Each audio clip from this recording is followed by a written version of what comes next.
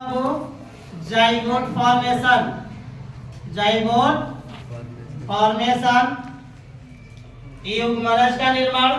ठीक है, युग्मनज के निर्माण के बाद क्या होगा बाबू, तो एम्ब्रियोजेनेसिस की क्रिया होगी। एम्ब्रियोजेनेसिस हिंदी में इसको क्या कहा जाता है बाबू, भ्रूणोद्भव,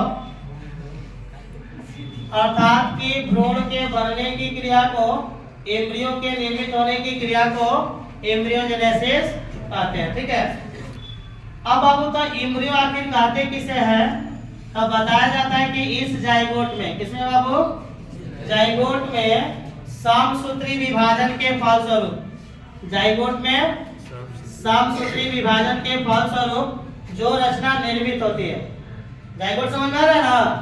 तो इस जाइगोट में जब समसूत्री विभाजन होता है, कौन सा विभाजन बाबू, समसूत्री विभाजन, माइटोसिस डिवीजन जब होता है, तो जो रचना निर्मित होती है उस रचना को हम लोग क्या कहते हैं बाबू, एम्ब्रियो कहते हैं, भ्रूण कहते हैं। ठीक है, और इस एम्ब्रियो के निर्मित होने की क्रिया को एम्ब्रियोजेनेसिस कहते हैं। तीसरा जो स्टेप होता है बाबू, जंतुओं में होता है इम्प्लांटेशन, इम्प्लांटेशन।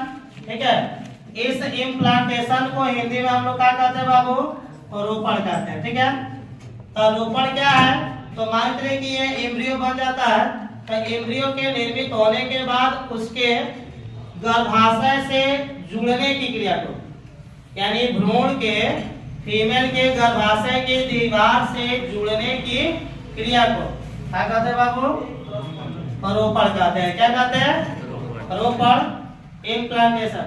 ज्यादा लो, जब यह एम्ब्रियो निर्मित हो जाएगा तो फिर यह एम्ब्रियो जो होगा फीमेल के गर्भाशय में, क्योंकि फीमेल का गर्भाशय जो होता है इस शेप में पाया जाता है, इसमें 3 परतें पाई जाती है गर्भाशय के दीवार में। ठीक है, इधर जो होता है अंडाशय होता है फीमेल में, दोनों साइड, ये फाइलोपियन नलिका,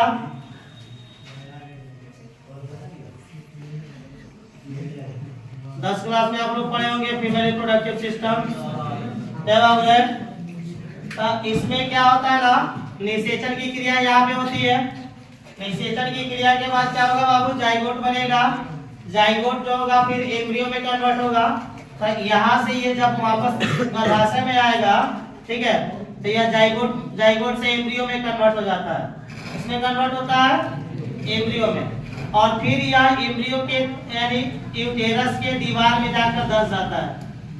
यूटेरस के दीवार में जाकर क्या हो जाता है बाबू, धंस जाता है, अर्थात जुड़ जाता है।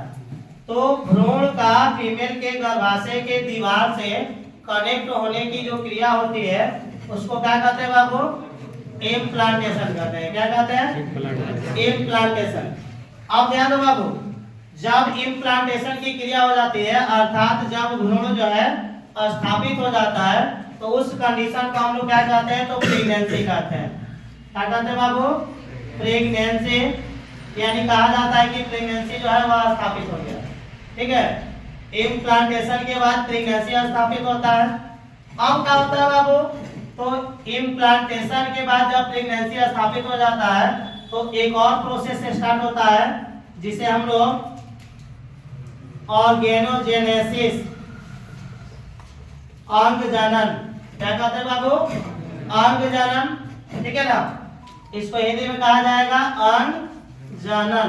तो अंग जनन किसे कहते हैं, अंग जनन के बारे में बताया जाता है बाबू कि इस भ्रूण में अंगों के निर्माण की क्रिया को, भ्रूण जब स्थापित होगा, अर्थात जब प्रेगनेंसी स्थापित होगा, तो उस स्थिति में इस भ्रूण के अंदर अंग निर्माण की क्रिया प्रारंभ होती है।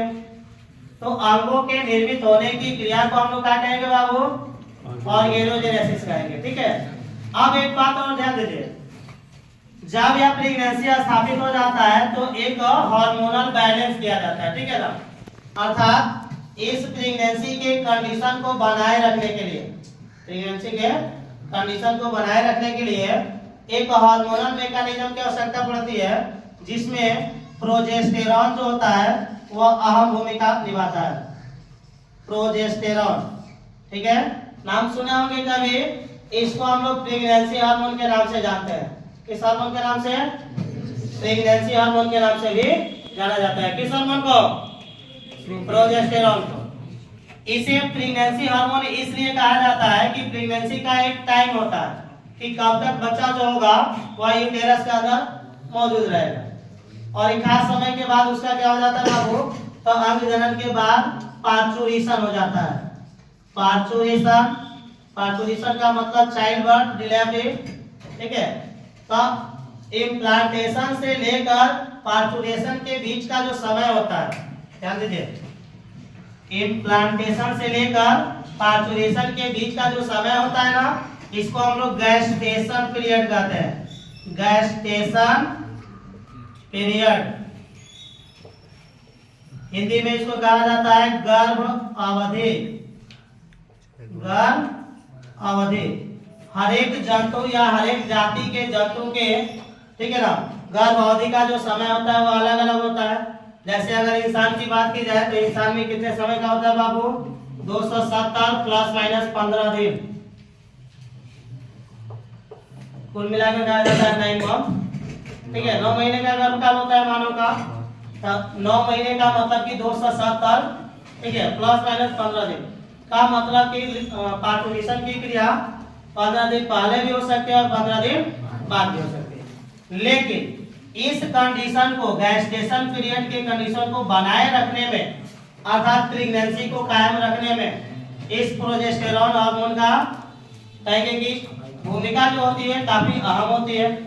क्योंकि अगर इस हार्मोन में थोड़ा सा भी कमी होगा, ठीक है, गैस्टेशन पीरियड के दौरान, यानी कहेंगे कि इम्प्लांटेशन से लेकर और पार्चुरेशन के बीच कभी भी अगर इस प्रोजेस्टेरॉन हार्मोन का लेवल कम हो रहा है तो प्रेगनेंसी ऑटोमेटिक क्या हो जाता है बाबू? क्रश कर जाता है, नष्ट हो जाता है, जिसको कुछ लोग एबॉर्शन के नाम से भी जानते हैं, ठीक है ना। एबॉर्शन भी कहा जाता है। एबॉर्शन का मतलब गर्भपात, स्वतः गर्भपात भी हो जाता है। कब? तो इस प्रोजेस्टेरॉन के लेवल के अनबैलेंस होने के कारण। ये बहुत सारे कुछ ऐसे कंडीशन होते हैं जो इस प्रोजेस्टेरॉन के लेवल को अनबैलेंस कर देते हैं, ठीक है ना। दूसरा कंडीशन, जब तक एम्ब्रियो जो होगा, ठीक है, गर्भाशय के अंदर डेवलप होगा, जब तक एम्ब्रियो गर्भाशय के अंदर रहेगा तब तक इस हार्मोन का लेवल हाई रहता है। साथ ही साथ क्या होता है, तो इस हार्मोन के प्रभाव से फीमेल के मैमरी ग्लैंड, मैमरी ग्लैंड, स्तन ग्रंथि, ठीक है, इस प्रोजेस्टेरॉन हार्मोन के प्रभाव से फीमेल के मैमरी ग्लैंड में ग्रोथ की क्रिया होती है, विकास की क्रिया होती है, और उसमें मिल्क का फॉर्मेशन होता है। किसका फॉर्मेशन होता है? मिल्क का फॉर्मेशन होता है। किस हार्मोन के प्रभाव से? प्रोजेस्टेरॉन हार्मोन के प्रभाव से। इसलिए इस प्रोजेस्टेरॉन को एक और नाम से भी जाना जाता है। जैसे हमने बताया कि इस प्रोजेस्टेरॉन को प्रेगनेंसी हार्मोन भी कहते हैं। इस हार्मोन को लव हार्मोन के नाम से भी जाना जाता है। रीजन क्या होता है कि जब पार्चुरेशन की क्रिया होती है, तो पार्चुरेशन किसे कहते हैं बाबू? तो बताया जाता है कि फीमेल के गर्भाशय से पूर्ण विकसित शिशु के बाहर आने की क्रिया को, ठीक है, गर्भावस्था या गर्भ अवधि पूरी होने के बाद फीमेल के गर्भाशय से वेल डेवलप्ड शिशु के बाहर आने की क्रिया को क्या कहते हैं बाबू? पार्चुरेशन कहते हैं। क्या कहते हैं? पार्चुरेशन।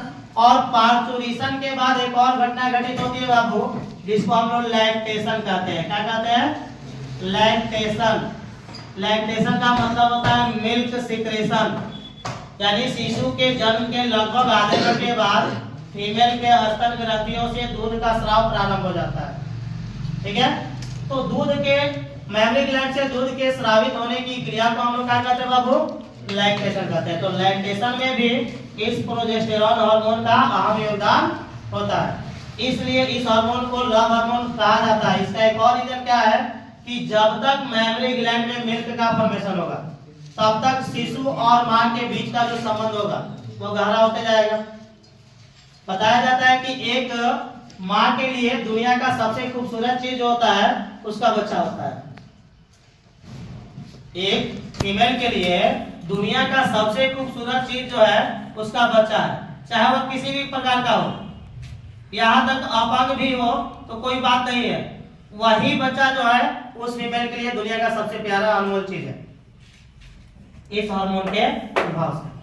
ठीक है, तो इसलिए बताया जाता है बाबू कि प्रोजेस्टेरॉन को हम लोग लव हार्मोन के नाम से भी जानते हैं और इसी को हम लोग प्रेगनेंसी हार्मोन के नाम से भी जानते हैं।